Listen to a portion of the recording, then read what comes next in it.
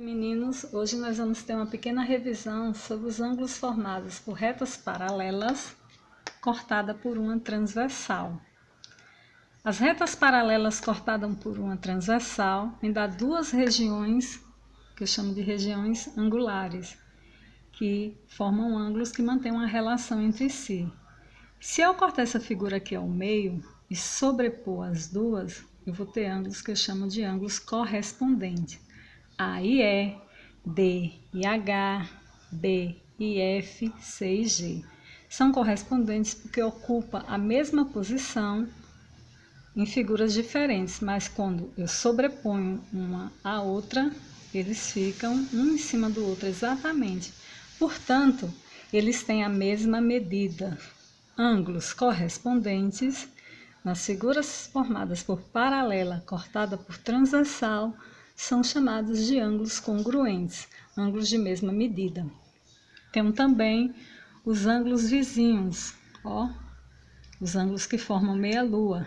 Esses ângulos são os ângulos suplementares, formam ângulos de 180 graus. Tem os ângulos opostos pelo vértice, partem de um mesmo vértice para lados opostos. A esses ângulos eu digo que eles são congruentes, têm a mesma medida. A e C, D e B, E e G, F e H. São opostos pelo vértice, portanto, são congruentes, têm a mesma medida. Ainda tenho também os ângulos formados por essas duas paralelas e transversais, ângulos que eu chamo de colaterais. Estão de um mesmo lado da transversal. Os ângulos A, D, E e H são colaterais. B, C, F e G também são colaterais, porque estão todos de um mesmo lado da transversal. Tem os colaterais que eu digo que são externos, porque estão do lado de fora das paralelas, A e H, B e G, e os colaterais internos, que estão do lado de dentro das paralelas. Esses pares de ângulos colaterais externos, A e H, B e G, são ângulos suplementares, ângulos que somam 180 graus. Então, D e E, C e F são colaterais internos, portanto, suplementares, somam 180 graus. Também tem os ângulos alternos, que estão de lados diferentes da transversal. A, D, E e F, B, C, F, G são alternos, estão de lados alternados. A e G, B e H, certo? Estão do lado de fora das paralelas, são ângulos alternos externos. E os ângulos D e F, E e C são alternos internos.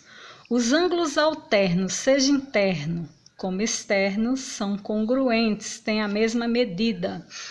Então, aqui tem um quadrozinho de revisão para vocês. Ângulos congruentes são os ângulos correspondentes e os ângulos alternos, seja eles internos ou externos. Os ângulos suplementares, ângulos que somam 180 graus, são os colaterais internos e os externos. Então, os ângulos congruentes, ângulos que são iguais, ângulos de mesma medida, em uma figura onde aparecem esses ângulos, ele vem representado por expressões algébricas, onde eu vou armar minhas equações e vou resolvê-las para achar o valor de x, de y, da letra que vier representada, e o valor do ângulo. Então, eu tenho aqui duas retas paralelas cortadas por uma transversal, que me dá dois ângulos alternos, porque estão de lados diferentes das transversais, interno, porque estão de lado de dentro das paralelas.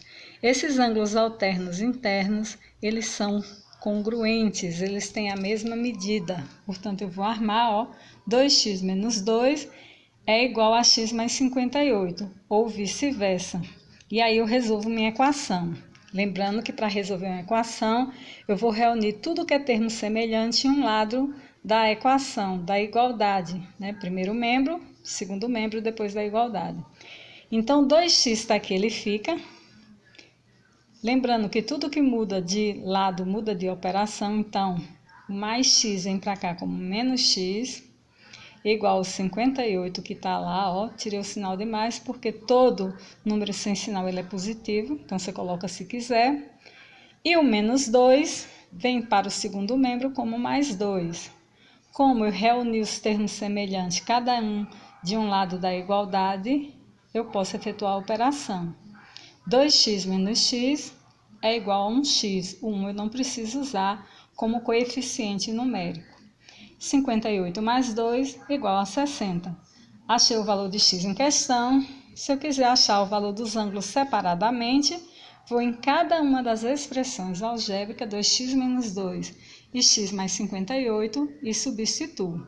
Como os ângulos são congruentes e essas duas expressões representam os dois ângulos, o valor tem que dar igual. Então, se eu substituir aqui, ó, 2 vezes 60, né? Isso porque 2 vezes 60, x vale 60, foi o valor que eu encontrei. Então, quando eu tenho um número e um sinal junto, é uma multiplicação. 2 vezes 60, 120. 120 menos 2, 118 graus. Logicamente, nessa outra expressão, tem que dar 118, já que os ângulos são congruentes. Portanto, x, que é 60, mais 58, igual a 118 graus. Já os ângulos suplementares, como a soma dos dois é 180, se eu tiver uma figura desse tipo aqui, eu vou ter que analisar se eu tenho ângulos congruentes ou ângulos suplementares. No caso aqui, eu tenho que saber aquela teoria de ângulos alternos, de ângulos colaterais, oposto pelo vértice. Sem a teoria, eu não consigo chegar à prática. Então, vamos lá. Eu tenho 9y menos 13 e 3y mais 37. Tenho dois ângulos colaterais, porque estão de um mesmo lado, internos, porque estão do lado de dentro das paralelas. Os ângulos colaterais internos, eles são suplementares. A soma dos dois dá 180 graus. 9y mais 3y, eu posso somar porque os termos são semelhantes, dá 12y. E eu devo 13, tenho 37, pago, vou ficar com 24. Esse 24 aqui vai para o segundo membro como menos 24. Então, 180 menos 24, 156. O 2, que é coeficiente numérico da variável, está multiplicando, passa para o segundo membro, dividindo. 156 dividido por 12 é igual a 13. Se eu substituir na figura, vou achar dois valores aqui, ó, de ângulos que são suplementares, ou seja, a soma dos dois tem que dar 180. Relembrando, certo? Vocês não conseguem chegar a uma boa prática se não souberem a teoria. Portanto, estudem a teoria. Se vocês não souberem a relação que existe entre os ângulos, se eles são congruentes ou suplementares, vocês não conseguirão armar as equações. Então, façam a atividade da página 80 a 88 com muita atenção.